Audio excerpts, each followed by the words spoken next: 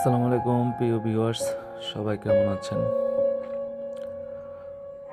অনেকদিন পর ভিডিওতে ভয়েস দিচ্ছি।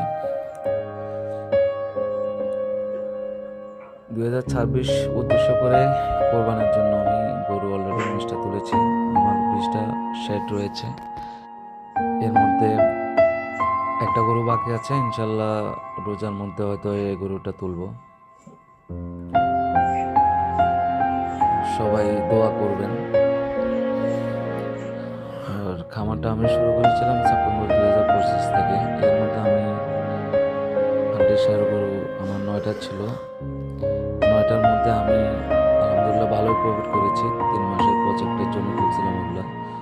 প্রায় 9টা গরুতে আমার প্রফিট হয়েছে 90,000 টাকা, সব কিছু বাদ দিয়ে। তো অনেকে অনেক কিছু বলবে, তো হাল ছাড়িনি। ইনশাল্লাহ সততার সাথে ব্যবসা করলে সব জায়গায় সাকসেস হওয়া যায়।